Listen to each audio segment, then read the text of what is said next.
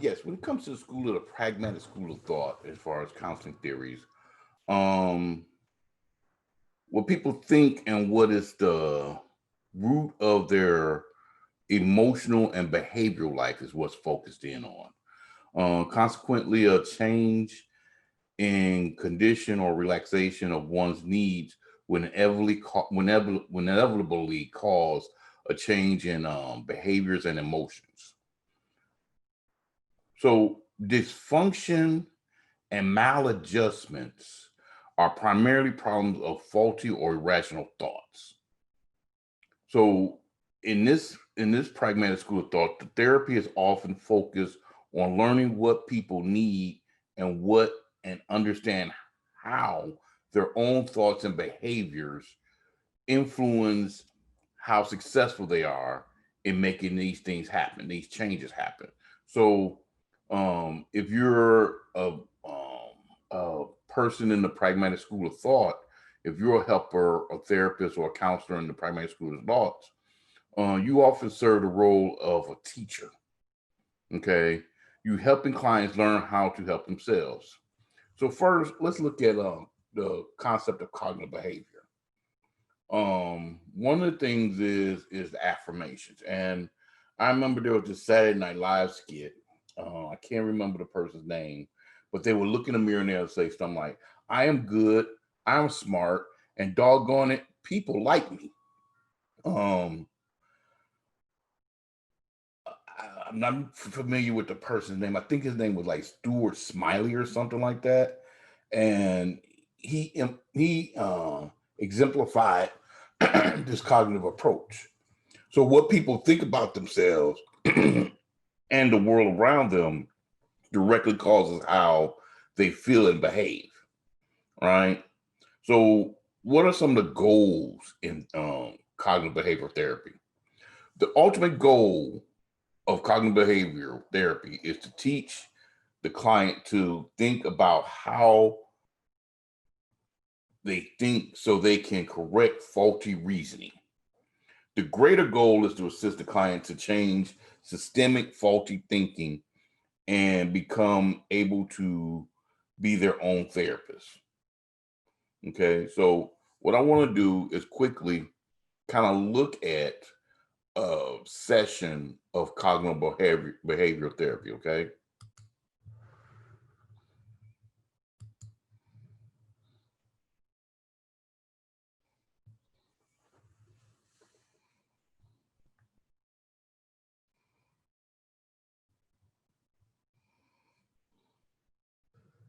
Well, Tyler, in the last few times we've met, in particular the last time or two, uh, been pretty non-directive about kind of letting you explore a lot of the ins and outs of how things have gone for you, or in particular around some of the drug use stuff and your friends. Uh, I'd like to get a little bit more directive and kind of focus on one aspect of this, in particular, these social relationships that you've got, and the things that you say uh,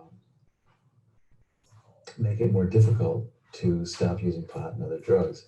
That your connections with these people and your relationships with your friends are so entwined with drugs that it makes it hard to that you're not sure that they would respect you if you told them you were going to stop using, that you're not sure you'd be able to maintain a friendship with them.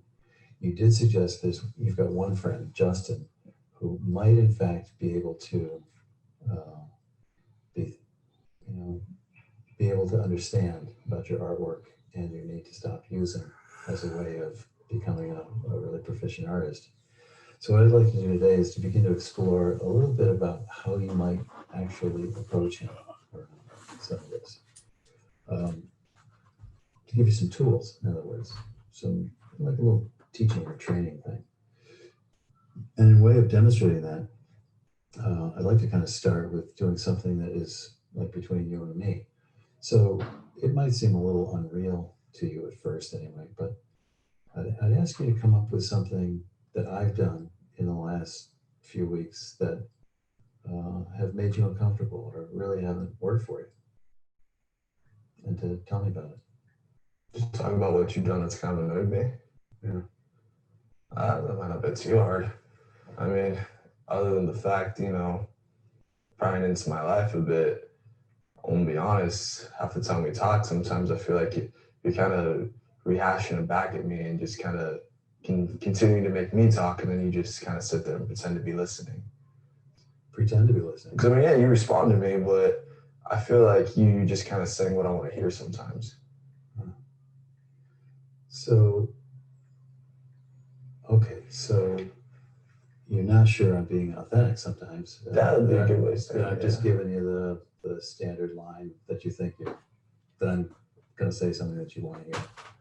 Yeah, I mean, there's always those people, and there's that guy you call like a talker or something. The guy who everyone loves because you can always talk to him, but he's not really talking. He's just trying to make people happy and tell them what they want to hear. I don't want to offend you or anything, but sometimes I feel like you just kind of tell me what I want to hear to kind of make me feel better sometimes. Okay, well, that seems real. So, and this is the beginning of this kind of little skill training thing I'm telling you about here. It's all around assertiveness and confronting people directly about the things that don't make you happy, to make your relationship with them better.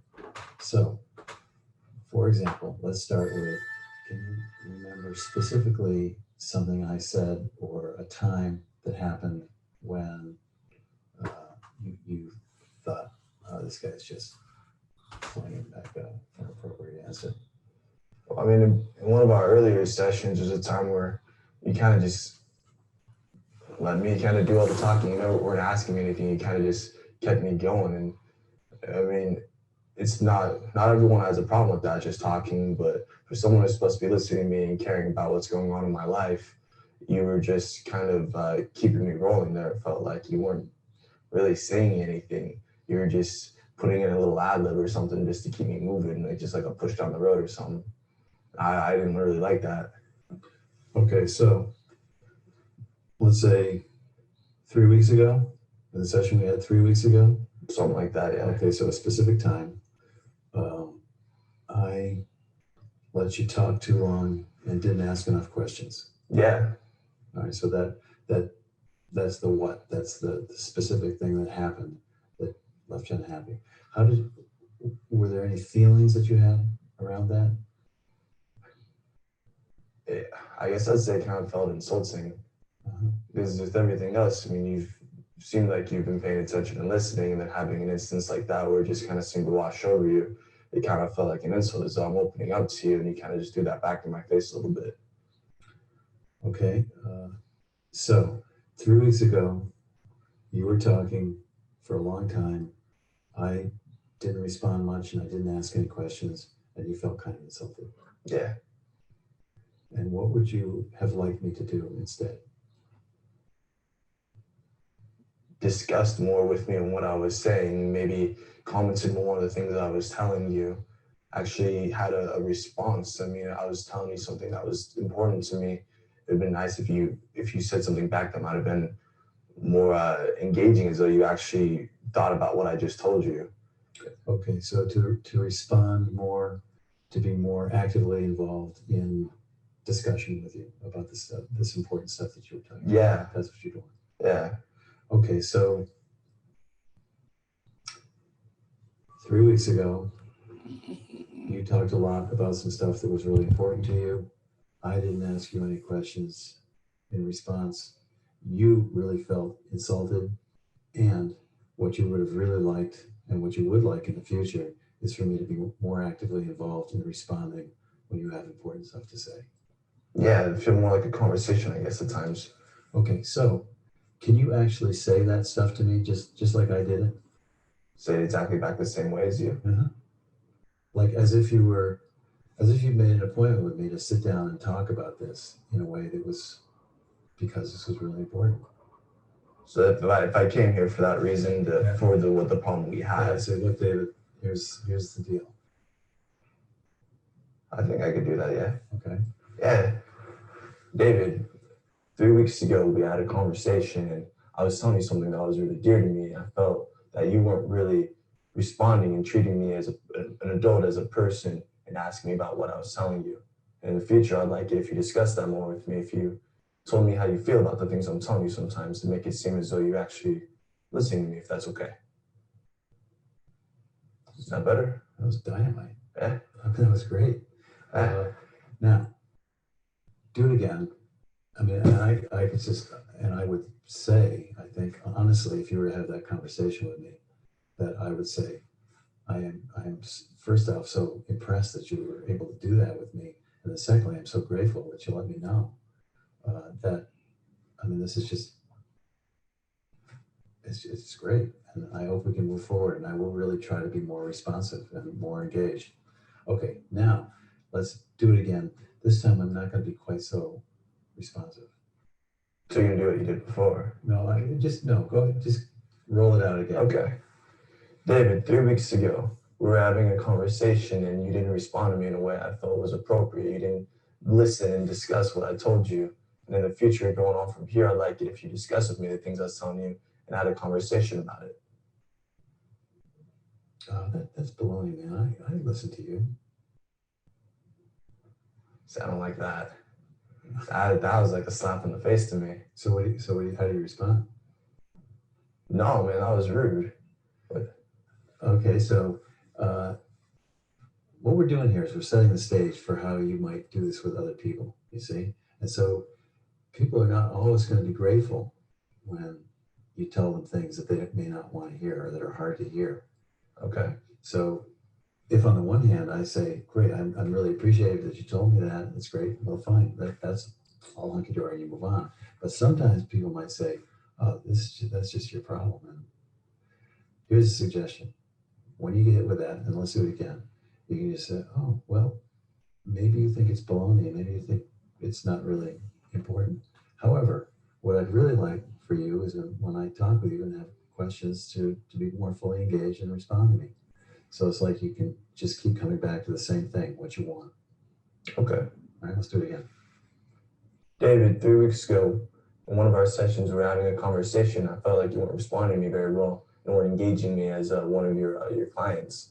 And from the future, I'd like if you respected me a little bit more and asked me some questions with some of the things I'm telling you. Geez, I really think I was responding as well as I could. Well, next time around, if you can engage me more, maybe ask something off of what I'm telling you, it'd be greatly appreciated. It's not really that important, is it? It's very important to me. And I feel like I deserve the respect of being treated like an adult and to be engaged as one as well, too, on a conversation of two, not just one. All right, try to do that. Thank you. I like that. Dynamite. Yeah. That was very good. So as you talk about your relationship with Justin and the fact that you want to have a conversation with him that might, you're not exactly sure how it will go, but you want to impress upon him the fact that you want to continue to do your artwork. And you'd like to be able to talk with him about that and not do pot smoking and using drugs and don't want to be made fun of. It's this kind of a framework that we would put together in preparing you to kind of lay the groundwork for having that conversation. So as you go home this week, what I'd love you to do is to sit down, talk about when did you have a conversation with him, or when is it that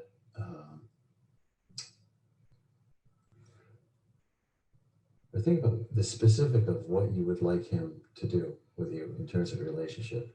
Think specifically about a time and a place where you could sit down and have a conversation. That's too high. Let's start with what you were saying. Let's talk about, it's just 30 seconds. I was waiting for that truck to go. Oh, the truck. Okay. Yeah. All right. Sorry. Sorry about that. Yeah. So we can just cut to you and just start over straight from there. Okay.